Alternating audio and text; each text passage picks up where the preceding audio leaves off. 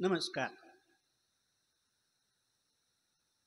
माझ्या आजच्या विषयाला सुरुवात करण्यापूर्वी एक कौतुकाची गोष्ट सांगतो. कौतुकाची गोष्ट ही आहे,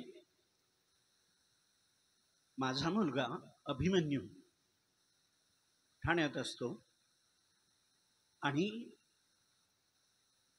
2च महिन्यापूर्वी विश्वप्रसिद्ध तबलावादक पंडित ओंकार गुळवाडीजी यांच्याबद्दल, यांच्या संगीतमय जीवनावरती त्यानं एक पुस्तक लिहिलं आहे, ओंकार गाथा.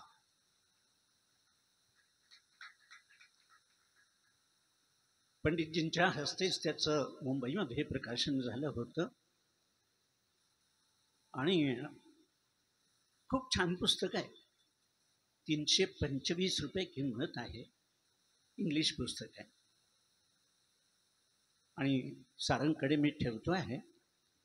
ज्यांना हे पुस्तक हवं आहे ते सारंगकडून घेऊ शकतात. गुणीजंतू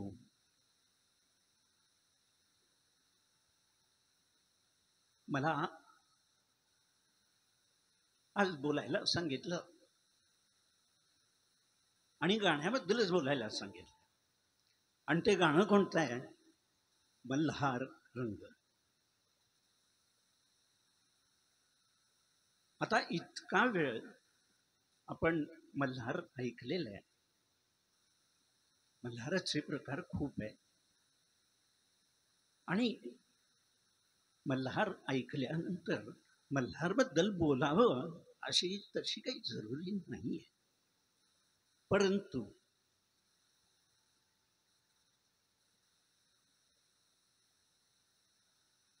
ह्या विषयाला सुरुवात करण्यापूर्वीच एक कर्तव्य पण पूर्ण करतो. ह्या कार्यक्रमाचे संयोजक डॉक्टर सुधांशू कुलकर्णी यांचे प्रथमतःच आभार मानतो. मित्रत्वाच्या नात्यानं बघितलं तर त्याला ते कदाचित आवडणार नाही आणि मी सुद्धा त्याबद्दल काही बोलावं अशी काही गरज नाही आहे, जरुरी नाही आहे. परंतु एक हा सार्वजनिक कार्यक्रम आहे आणि त्यांनी या ठिकाणी मल्हार रंगाबद्दल मला बोलायला सांगितलं. त्यासाठी मी त्यांचे सुरुवातीलाच आभार मानतो. तर आजचा विषय आहे मल्हार रंग.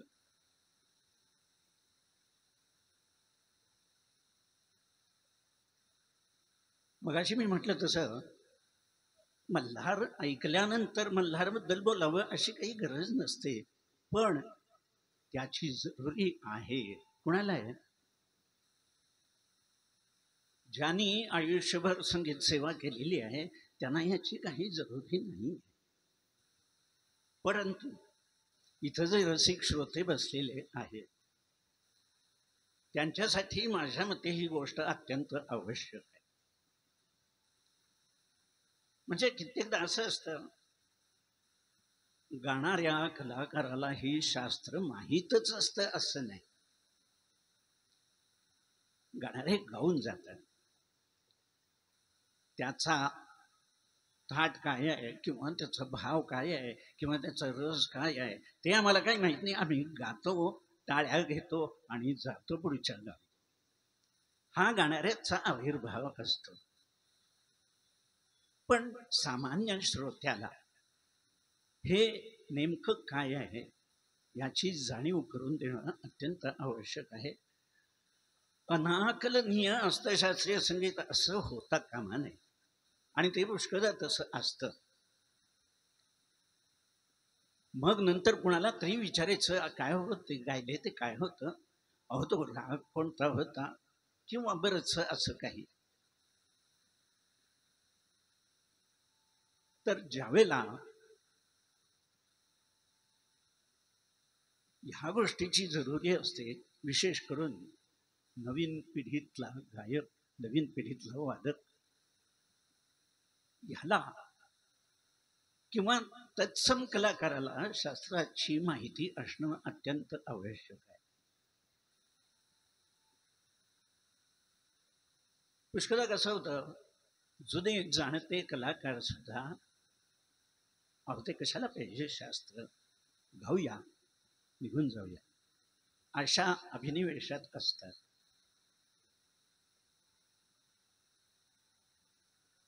आणि अशी ही भावना असते. प्रसिद्ध नाट्यगीत आहे, हवा नवा तो सूर जाऊ द्या दूर जुने ते सूर. पण तसं नाहीये. ज्याचा पाया घट्ट आहे त्यालाच गाता येईल किंवा ऑथेंटिकली सांगता येईल की हा हे असंच आहे बरं, आणि त्याची जास्ती जरुरी आहे.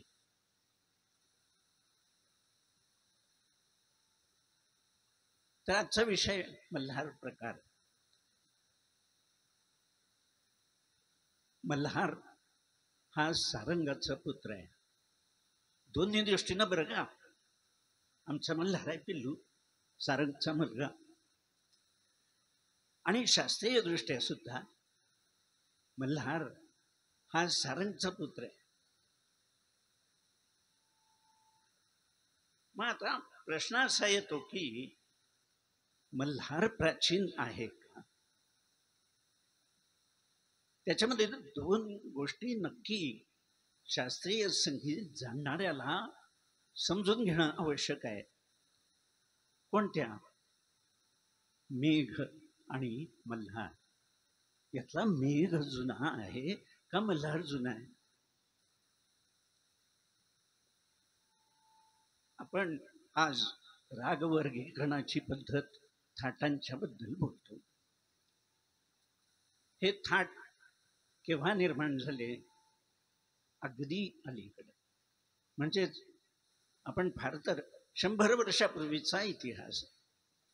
भातखंड्यांनी 1921 साली पहिलं पुस्तक लिहिलं भारतीय संगीत पद्धतीचं. त्याच्यामध्ये थाटांचा त्यांनी पहिला उच्चार केलेला आहे. म्हणजे त्याच्यापूर्वी काय होतं ही माहिती आज गाणाऱ्याला हवीच हवी. एक मनोरंजनात्मक गोष्ट आहे या ठिकाणी सर्वांच्याच दृष्टीनं, कलाकारांच्या दृष्टीनंही आणि सामान्य श्रोत्यांच्या दृष्टीनंही. जे केवळ गाणं ऐकतात, खूप छान वाटतं आणि निघून जातात, त्यांच्यासाठी सुद्धा एक अत्यंत महत्त्वाची गोष्ट अशी आहे की काय होतं, थाट असण्यापूर्वी काय होतं, थाटांच्या पूर्वी षट पुरुष राग आणि त्यांच्या अंगना.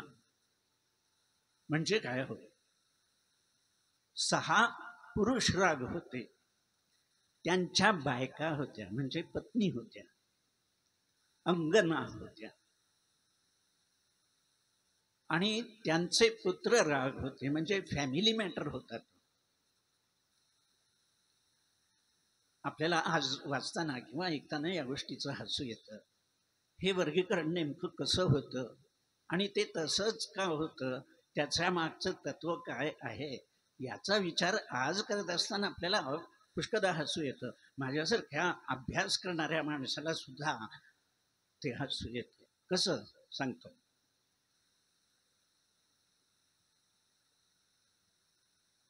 मी म्हटलं की मल्हार हा प्राचीन राग आहे आणि मेघ हा सुद्धा प्राचीन राग आहे. तसं आता थोडासा विचार करूया त्याबद्दल. मग आपण म्हटलं 10 थाटांचा विचार केला. हे निर्माण केव्हा झाले हेही बघितलं. तसं भारतीय संगीतशास्त्र किमान 2000 वर्षापूर्वीच आहे. आपण आद्य शास्त्रकार म्हणून भरतमुनींचं नाव घेतो. म्हणजे इसवी सनापूर्वी 300 ते 400 वर्षे किंवा इसवी सनानंतर 200 ते 300 वर्षे हा अंदाजे भरताचा काळ आहे. आणि त्याच वेळेला हे शास्त्र त्यांनी लिहिलेलं आहे. असे बरेच शास्त्रकार होऊन गेले आणि तेव्हापासून रागरचना म्हणजे काय, रागाची थोडक्यात व्याख्या तुम्हाला सांगतो. योयम ध्वनी विशेषस्तु स्वर वर्ण विभूषित रंजको जनचित्तानां सराग कथितो बुधेही. म्हणजे जो थोडक्यात सांगायचं तर रंजयते इति राग, जो रंजन करतो तो राग. मग रंजन आपल्या बऱ्याच गोष्टींच्यामुळं होतं. कुणाला सिनेमा बघून रंजन होतं, कुणाला चित्र काढून रंजन होतं, कुणाला फोटोग्राफी करून रंजन होतं. मग ते रंजन आणि हे रंजन याच्यात काय नेमका फरक आहे? फरक हाच आहे की आजच्या भाषेत त्याला परफॉर्मिंग आर्ट म्हणतात. आणि त्याचा पाया कोणता आहे? स्वर, लय आणि ताल. ज्यावेळेला स्वर, लय आणि ताल यांचा मिलाप होतो त्यावेळेला ते संगीत बनतं. ही एकदम सामान्य गोष्ट आहे, कुणालाही समजेल, जो श्रोता आहे त्यालाही समजेल अशी ही व्याख्या आहे. मग संगीताचा पुढचा भाग कोणता झाला तर त्याच्यामध्ये जेव्हा शब्द आले, त्या शब्दांच्यामुळे त्या स्वराला आणि त्या लयीला आणि तालाला एक मीटर मिळालं. आणि ते मीटर किंवा ज्याला आपण छंद म्हणू, त्या छंदामधून पुढे गायकी निर्माण झाली किंवा वेगवेगळ्या पद्धती निर्माण झाल्या. आज आपण कुठलीही कविता बघितली तर ती कविता जर आपण स्वरामध्ये गुंफायची असं म्हटलं तर स्वर कुठेही लागू शकतो. म्हणजे जसं एखादं पारिजातकाचं झाड आहे आणि त्याच्या खाली खूप छानपैकी फुलांचा सडा पडलेला आहे, त्याचा सुगंधही उत्तम येतो आणि ते दिसायलाही खूप छान दिसतात. पण आपण एक विचार करा, तीच फुलं एका सुंदर मालिकेमध्ये गुंफली तर त्याचा जो हार तयार होतो त्याचं सौंदर्य अधिक असतं. म्हणजेच जेव्हा मुक्त छंदाला ठराविक मात्रांचं गणित मिळतं त्यावेळेला त्याचा एक हार बनतो किंवा ते पद्य होतं किंवा ते गेय होतं. आणि जे गेय असतं तेच काव्य आपण गाण्यासाठी वापरतो. अर्थात हा थोडासा थिअरिटिकल भाग झाला. आपण आजचा विषय काय आहे तो सोडून जाऊया नको. आजचा विषय आहे मल्हार आणि त्याचे रंग.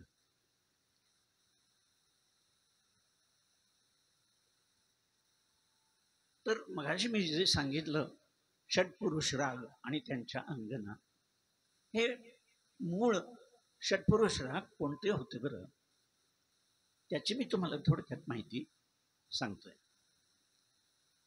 हे 6 पुरुष राग म्हणजे एक भैरव, दुसरा मालपोष,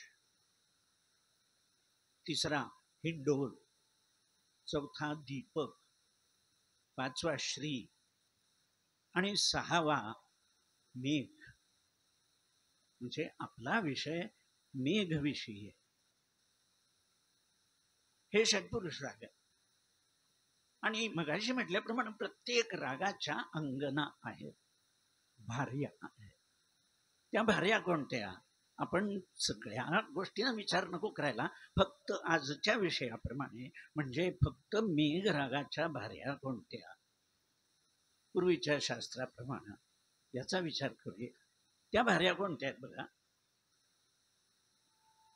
एक मल्हारी, दुसरी सोरटी म्हणजे आपण देश रागाच्या जवळपास असणारा तो सोरटी आहे. तिसरा सावेरी, थोडक्यात त्याची माहिती अशी की सावेरी हा भैरव किंवा जोगिया या पद्धतीचा राग. कौशिकी किंवा आजच्या भाषेत सांगायचं तर कंस प्रकार असणारे राग कौशिकी याच्यामध्ये येतात. ही रागिणी. पाचवी भार्या आहे गांधारी आणि 6वी आहे हरशृंगार. आता या प्रत्येकाबद्दल बोललंच पाहिजे असं नाही, इररिलेव्हंट होईल. आपण रिलेव्हंट एकच पकडू की पहिली भार्या, ती म्हणजे कोण? मल्हारी.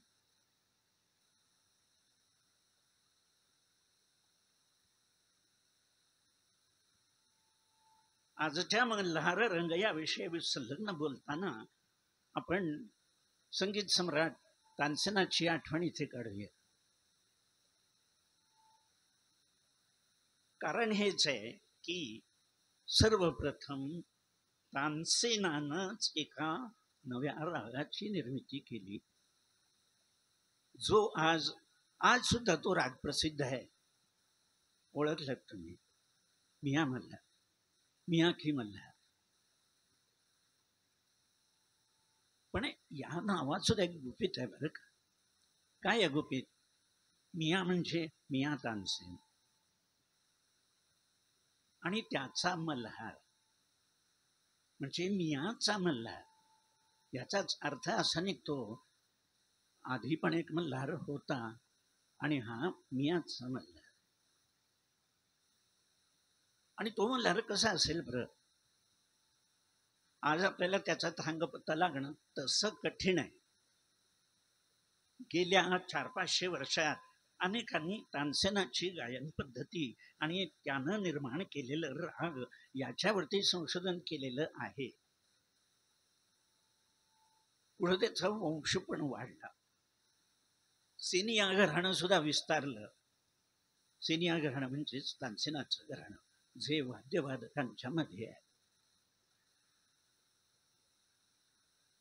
आणि त्याची परंपरा सांगणारे कलावंत आज सुद्धा जिवंत आहेत. त्यांनी सुद्धा संगीत क्षेत्रामध्ये मोलाची कामगिरी अनेक पिढीच्या या पद्धतीनं केलेली आहे. तर तो मूळ मल्हार कसा असेल याचा आपण थोडासा विचार करू.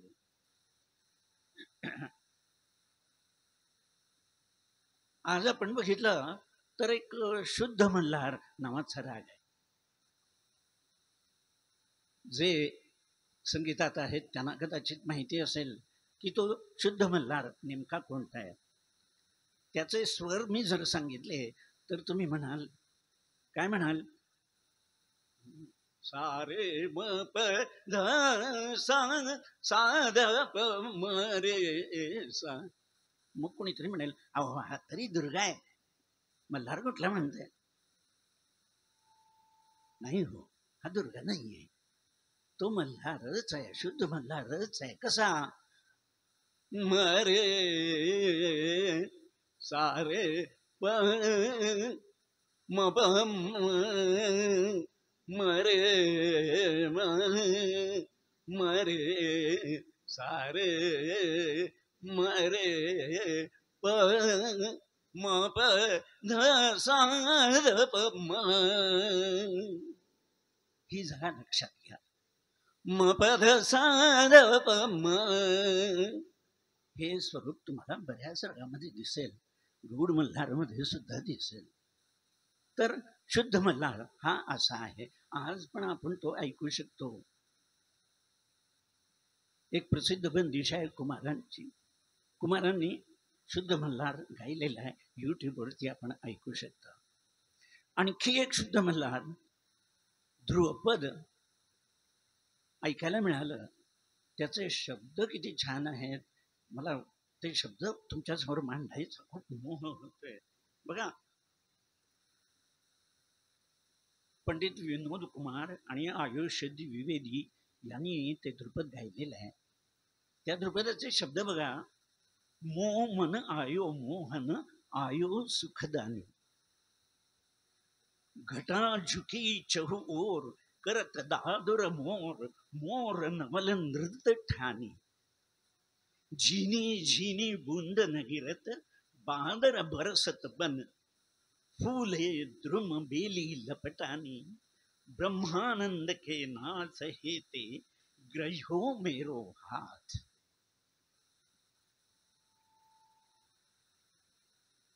मौसमी राग म्हणून मल्हार.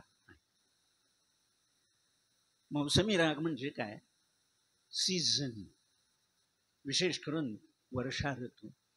वर्षा ऋतूमध्येच हे मल्हार प्रकार जास्त करून गायली जातात आणि त्याला वेळेचं बंधन नाही आहे. समय पालन केलंच पाहिजे असं नाही आहे. प्रत्येक रागाचं समयचक्र ठरलेलं आहे. पण वर्षा ऋतूमध्ये आपण कोणताही मल्हार कोणत्याही वेळी पहाटेपासून रात्रीपर्यंत कधीही गाऊ शकतो, असं त्या वातावरणामध्ये निर्माण झालेली प्रक्रिया असते. म्हणून हे मल्हार आपण नियमात बसवायचे नसतात. इतर वेळी काय असतं बरं? इतर वेळी कोमल ऋषभ, कोमल धैवत हे संधी प्रकाशाचे राग असतात. त्याच्यानंतर येणारे शुद्ध रे आणि शुद्ध धचे राग असतात आणि त्याच्यानंतर येणारे कोमल ग आणि कोमल नीचे राग असतात, ज्यामध्ये सगळे मल्हार येतात. आता आणखी एक कंट्रोवर्शियल पॉइंट या ठिकाणी मी आपल्या समोर मांडतोय की मल्हार हे सगळे सारंग प्रकार आहेत. दुसरी गोष्ट, मल्हार हे सगळे काफी थाटात आहेत. याच्याबद्दल बरेच शास्त्रकार, बरेच संगीतकार पंडित भातखंडेंना दोषारोप हा करतात की अतिव्याप्ती आणि अव्याप्ती. आता जसं आपण म्हणतो काफी थाटामध्येच सगळे मल्हार येतात, मग मल्हाराचा कुठलाही प्रकार काफी थाटामध्ये काफी सारखा दिसतो का सांगा? अजिबात नाही. मग हे व्हाईस वर्सा होऊ शकतं का? नाही होऊ शकत. मग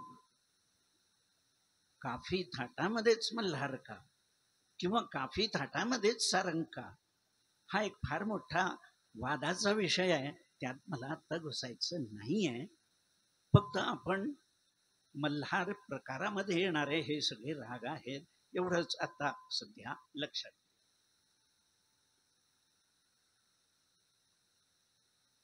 मौसमी राग म्हणून सर्व मल्हार प्रकार गायले जातात, वाजवले जातात. त्यामध्ये मिया मल्हार तरी प्रमुख आहेच. यातली ध्रुपद, ख्याल सगळे वर्षा ऋतूचं वर्णन करतात. घन घोर घटा, बिजरी, मोर बोले, दादुरवा बोले, पपीहा पिऊ पिऊ करे, छतिया धरकत, डर लागत, पियानही आवत वगैरे वगैरे वर्णन आपल्याला ऐकायला मिळतात बंदिशीमधून. पण कुमारांनी मिया मल्हारमधली एक बंदिश रचलेली आहे. त्यांच्या पुस्तकामध्ये आहे, अनूप राग विलास हे त्यांचं पुस्तक आहे. आपण ते बघा. आणि मी एक आत्ता जी बंदिश कुमारांची शब्द सांगतोय त्याच्यावरती ध्यान द्या. अशी शक्यता आहे कुमारांसारखा तरल बुद्धीचा मनुष्य एखादा प्रसंग, एखादा काळ त्यांच्या आयुष्यात असा आला असेल की ज्या वेळेला मे गेला, जून गेला, जुलै गेला, ऑगस्ट गेला, सप्टेंबर गेला, तरी पाण्याचं टिपूस पडलेलं नाही आहे. दुष्काळ पडलेला आहे. आपण तरी म्हणतो मिया मल्हारमध्ये किंवा मी मल्हाराच्या कुठल्याही प्रकारामध्ये आत्ता सांगितलेले शब्द असलेल्या बंदिशी चिकार आहे किंवा त्याच्यावरतीच मल्हाराचं वर्णन केलं जातं. पण कुमारांनी मिया मल्हारमधली ही एक अशी बंदिश रचलेली आहे. त्याचे शब्द बघा, त्याचं बॅकग्राऊंड अर्थात तुम्हाला आज सांगितलेलं आहे. कारे मेघा बरसत नाही, हरी हरी दूब सूब गयो, हा हा कार मचो चहू. अंतर आहे. सुख गयो रे ताल तलैया, सुख गयो रे ताल तलैया, तरफत जीव सब व्याकुल, तरसत मोर शोर करे पपिहरा चहू. हे कुमारांचे शब्द आहेत आणि ते मी या मल्हारचे आहेत बरं का. म्हणजे विपरीत अर्थाचे हे शब्द आहेत. जिथं पाणीच नाही आहे, दुष्काळ पडलेला आहे, असा मिया मल्हार त्यांनी वर्णन केलेलं आहे. अर्थात प्रवाहाविरुद्ध पोहण्याचं काम केवळ कुमारांनीच केलेलं आहे आणि कुणीही नाही. ते म्हणायचे, हे सगळे जे गवय्ये आहेत ना, ते घिसीपिटी दळण दळणारे आहेत. म्हणजे काय, एखादा राग आपण कसा बघतो, त्यांच्या चरित्रात उल्लेख आहे. ते म्हणतायत, मी रागाला समोरून बघतो, मागून बघतो, डाव्या बाजूनं बघतो, उजव्या बाजूनं बघतो, वरून बघतो, खालून पण बघतो, तेव्हा तो मला राग चारी अंगानं नव्हे अष्टांगानं दिसायला लागतो.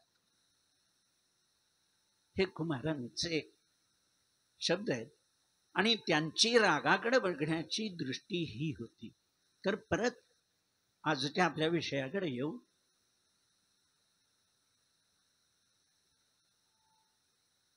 एक आणखी एक मजा वाटेल अशी ही कथावस्तू आहे. कशी, शास्त्रीय गायनाचे पुष्कळ प्रकार आहेत. ध्रुपद आहे, धमार आहे, होरी आहे, टप्पा आहे, ठुमरी आहे, खयाल आहे, वगैरे वगैरे. विशेष करून होरी ही केव्हा गायली जाते, विशेष करून आयो फागुन मास. आणि त्याच्यामध्ये अर्थात वर्णन कोणतं असतं, होरीचं असतं, कृष्णलीलेचं असतं, रासक्रीडेचं असतं, रंगांचं असतं. मग असा एक मल्हार आहे. मल्हार तरी आपण वर्षाकालीन राग म्हणतो. मग मल्हारमध्ये होरी कशी असेल बरं? पुन्हा एक कंट्रोवर्सी होईल ना. पण ती होरी, त्याच्यामधले शब्द पर्जन्याचं किंवा मेघांचं वर्णन करणारी ती होरी आहे. त्याचे शब्द बघा आपल्या समोर मांडतोय.